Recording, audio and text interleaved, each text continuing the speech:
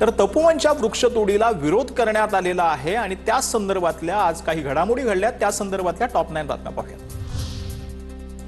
नाशिकमधील पर्यावरण प्रेमी आणि पालिका प्रशासनामधील बैठक निष्फळ ठरली आहे। झाडांबाबत कोणतीही योग्य माहिती मिळाली नसल्याचा पर्यावरण प्रेमींचा आरोप आहे। तर एक्झिबिशन सेंटरसाठी झाडं तोडणार नसल्याचा मनपा आयुक्तांकडून खुलासा करण्यात आला। सयाजी शिंदेंनी राज ठाकरेंची आज भेट घेतलेली आहे। तपोवनातील वृक्षतोडीच्या मुद्द्यावर त्यांनी भेट घेतली। अमय खोपकर देखील यावेळेला उपस्थित होते। तपोवन वृक्षतोडीला विरोध करणाऱ्या सयाजी शिंदेंवर गुणरत्न सदावर्तेंची पुन्हा टीका। सयाजी शिंदे यांची राजकीय दौड होती। सयाजी शिंदेंचं पितळ उघडं पडलंय, सदावर्तेंनी साधला निशाण। जुनी झाडं तोडून बांधकाम होणार नाही ही सरकारची भूमिका। गिरीश महाजनांची माहिती। हैदराबादमधल्या राजमुद्री म्हणून 15 फुटांची 15,000 झाडं आणून वनराई तयार केलं जाणार असल्याची माहिती। गिरीश महाजन राज ठाकरे आणि उद्धव ठाकरेंची भेट घेणार। तपोवन वृक्षतोड संदर्भात गरज भासल्यास भेट घेणार। प्रश्न उपस्थित झाल्यास सभागृहात निवेदनही देणार, महाजनांनी केलं स्पष्ट।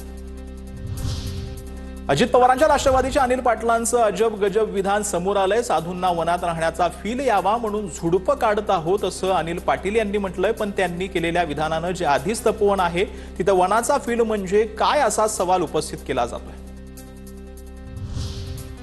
तपोवनातील वृक्षतोडीच्या निर्णयाविरोधात साताऱ्यातील कराडमध्ये पर्यावरण प्रेमींकडून निषेध करण्यात आलाय। पर्यावरण प्रेमींनी स्वाक्षरी मोहीम राबवली आहे।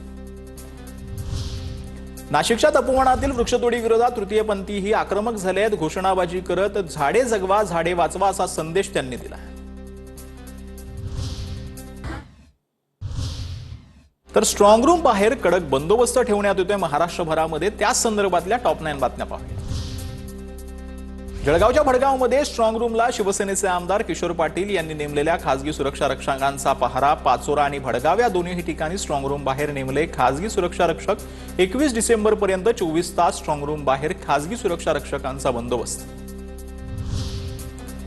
परभणीच्या गंगाखेडमधील स्ट्रॉंग रूम बाहेर राष्ट्रवादीच्या उमेदवारानं स्वतः बसवले सीसीटीव्ही। प्रशासनाकडून परिसरात सीसीटीव्ही, पोलीस बंदोबस्त तैनात। तर राष्ट्रवादीच्या उमेदवार उर्मिला केंद्रे यांनाही स्वतःचा सीसीटीव्ही बसवण्यासाठी प्रशासनाकडून परवानगी।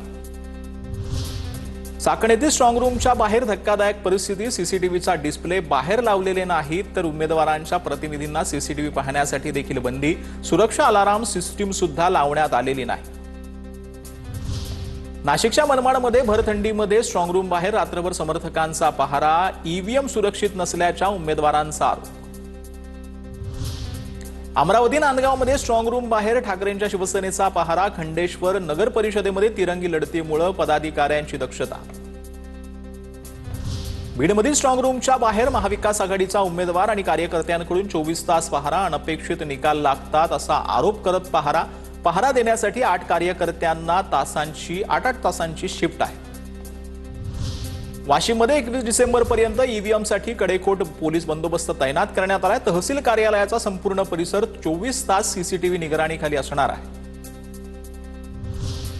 नांदेडच्या भोकर नगरपालिका कार्यालयातील स्ट्रॉंग रूम बाहेर कडक बंदोबस्त ठेवण्यात आलाय। संपूर्ण इमारत सीसीटीव्ही कॅमेऱ्याच्या निगराणीत असणार आहे।